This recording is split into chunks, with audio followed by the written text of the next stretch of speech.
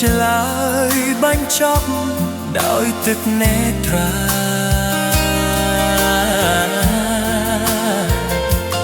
ថាគួរប្រាប់អ្នកណាពីអារម្មណ៍ឯកាពេលភ្លៀងរឿងកន្លងបានត្រាំ